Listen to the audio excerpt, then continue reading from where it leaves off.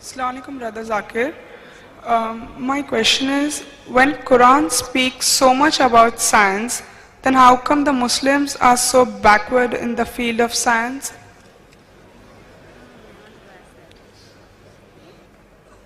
The sister posed the question that when Quran speaks so much about science, how come the Muslims are backward? Sister, I would mainly blame the media. The media today is in the hands of the Westerners, the Europeans. It's in their hand. They have the satellite, they have the television, they have the CNN, they have the BBC. It's in their hand. The media is in their hand. And whatever you read in your school books and books which we read in college, you'll read there that from 8th to the 12th century, it was the dark ages. Dark for whom? It was dark for the Europeans, not for the world. The Arabs and the Muslims were very much advanced from the 8th to the 12th century. They were very much advanced. The Europeans were backward. Because they were backward, they said it was dark ages for the world. It was not dark for the world, it was dark for the Europeans. With the limited instruments and technology what we had from 8th to 12th century, what discoveries the Muslim scientists made, it's unbelievable. Today, because science is advanced, we're making so many discoveries.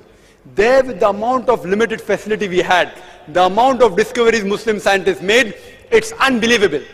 For example, I quoted in my talk that Ibn Nafis, he discovered the blood circulation.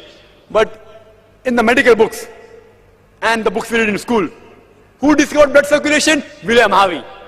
Everyone knows William Harvey, no one knows about Ibn Nafis. Ibn Nafis spoke about blood circulation 400 years before. The Europeans, they later on picked up the books of the Muslims and rehashed it and said, we discovered it. See, if you see the discovery that Muslims have made. For example, if you know Al-Idrisi, in 1154, he drew the first map of Mediterranean, the geography of the world. First. Mathematics. Muslims were far advanced in mathematics. We introduced the decimal points. Do you know what we call the digits 1, 2, 3? It's called as Arabic numerals. The other ones are called as Roman numerals. Why it's called Arabic numerals? Because the Arabs were the one who discovered it. The decimal point are the Arabic numerals. The person who first proved the Pythagoras theorem, he was Al-Tusi. We know about the Pythagoras theorem, but we don't know about Al-Tusi. He said that the square of the hypotenuse was equal to the sum of the opposite two sides of the triangle. Al-Biruni, he was an authority in trigonometry. All these people, they were experts. If you know of Al-Kindi, Al-Kindi, he was a philosopher, a mathematician, an astronomer. When great scientists like Galileo, Newton, etc., they said that all physical laws were absolute, he said that all physical laws are relative. And today we know the theory of relativity is proved by Albert Einstein. No one knows about Al-Kindi. He was the person who basically gave the idea of theory of relativity. Later on, he did more research and talked about theory of relativity. Who knows about the three brothers, Muhammad, Shakir and Hassan? Who know about them? They told the surface area of the earth from an angle at the Red Sea when people thought the world was flat. Chemistry. The Muslims are far advanced in chemistry. Ibn Hayyan, Jabir ibn Hayyan, they have Latinized the word Geber. So when we read in our textbook Geber, we think it's an European. It's a Muslim. Jabir ibn Hayyan. We know Geber, we don't know who's Jabir. He is the person who distilled alcohol. Alcohol comes from the Arabic word al-ghul, meaning ghost, evil spirit. Alkali is an Arabic word. He wrote 2,000 different pages only on chemistry. Muhammad Zakir Razi, he was famous in medicine. He was authority on the field of smallpox and measles. He was the first person who used mercury ointment. He wrote books on children's disease. There are several Muslim scientists. Ali ibn Abbas, he wrote 20 volumes on medicine. Ali ibn Sina, known as Avicenna. Avicenna, it doesn't sound Muslim. Ali ibn Sina are Muslim. Avicenna not Muslim. Who got the title of Aristotle of the East. He wrote the book Qanun,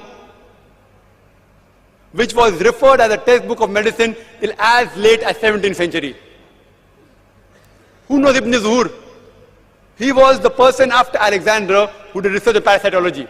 He described the H. mite, the pericarditis, he described the otitis media, he did tracheostomy. Several medical doctors, Al-Zaharvi was a famous dentist as well as surgeon as well as obstetrician. He invented several instruments of surgery, gynecology, as well as dentistry. We all of us know the other thing, but the media is in the hands of the Westerners. The Muslims are far advanced. But I do agree with you. Today, the Muslims are getting backward in science. You know why? The Europeans are being advanced. You know why? The Muslims are becoming backward because we are going away from the Holy Quran. We are going away from the religion. And do you know why the Europeans are getting advanced? They too are going away from the religion. The Europeans are also getting advanced because even they are going away from the religion. The Muslims, we are going backward because they are going away from religion. I would request the Muslim brothers and sisters out here, as well as non-Muslims, they are people reading the Quran. Why don't we read the Quran with understanding? Why don't we ponder over the verses? We have only kept the Quran kissing and giving on top, that's all. The Quran was not meant only to be kissed and kept on top. It should be implemented in your daily life.